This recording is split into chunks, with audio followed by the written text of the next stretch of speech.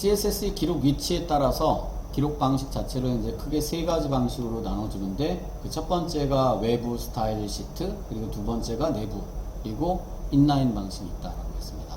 파일 안에 느낌표 탭으로 구조를 만든 다음에, 그리고 나서 타이틀 사이에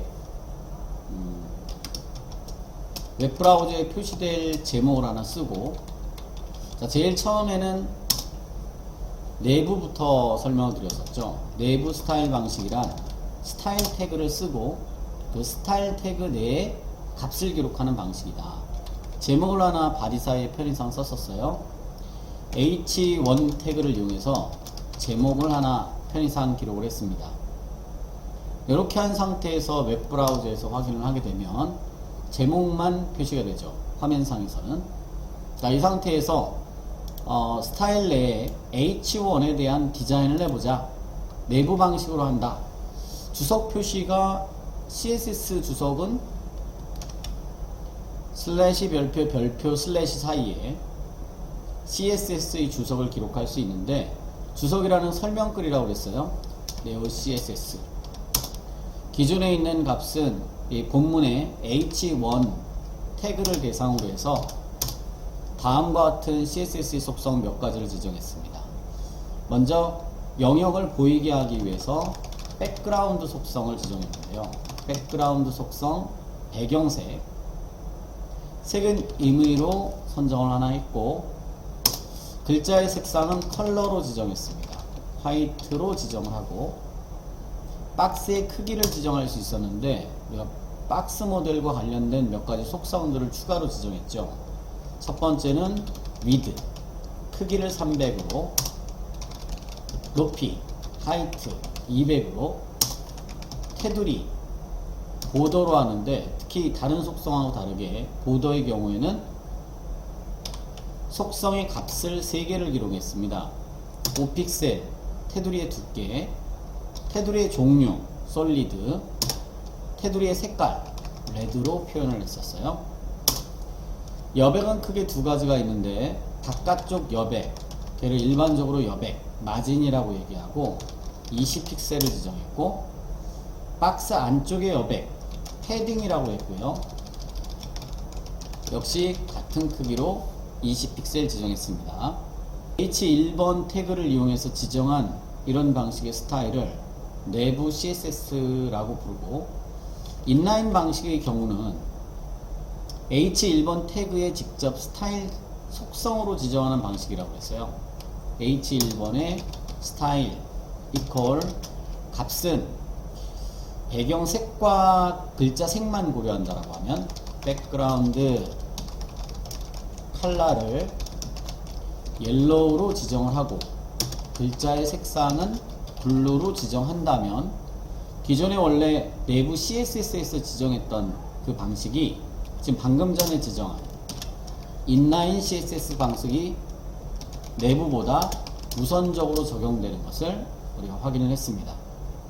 마지막 방식은 외부 스타일 방식인데, 외부 스타일 방식은 링크라는 태그를 이용해서 rel이라는 속성과 값은 스타일 시트죠.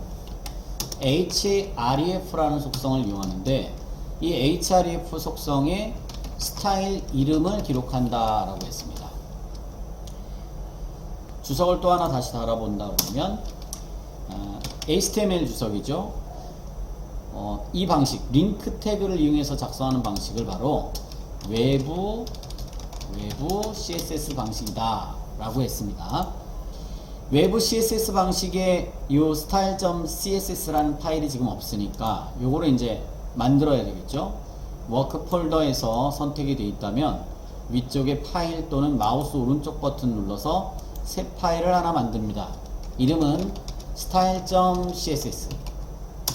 물론 만들 때의 순서는 파일부터 만들어 놓고 링크를 차후에 걸어도 되고, 링크부터 코드부터 작성해 놓고 파일을 나중에 만들어, 순서는 상관없겠죠. 첫 줄에는 골뱅이 캐릭터 set이라는 값으로 UTF-8, 즉 번역 방식을 지정하셔야 된다라고 했고요. 맨 마지막 끝에는 하나의 CSS 코드가 끝났다라는 문장 끝을, CSS의 문장 끝이죠. CSS의 문장 끝을 나타내는 세미콜론을 찍어 주셔야 됩니다. H1이 선택자에 해당되는 거고, 즉 바디 사이에는 H1을 선택해서 어떤 걸 지정하느냐, 위드 값을 지정한다 300으로, 하이트 값을 지정한다 200으로, 마진 패딩을 적용한다 20으로,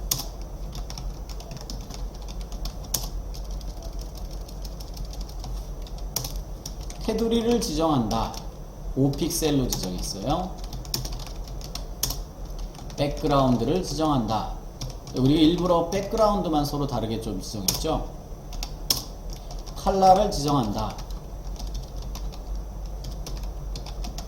이렇게 선택자 중괄호 사이에 속성과 값으로 쓰는 형식은 내부 CSS나 외부 CSS나 동일하고, 인라인의 경우에는 선택자가 따로 필요 없이 직접 HTML 코드에 직접, HTML 태그에 직접 기록하니까 선택자가 필요 없이 스타일 속성 값으로 기록하는 그런 형식이라고 봐야 되겠죠.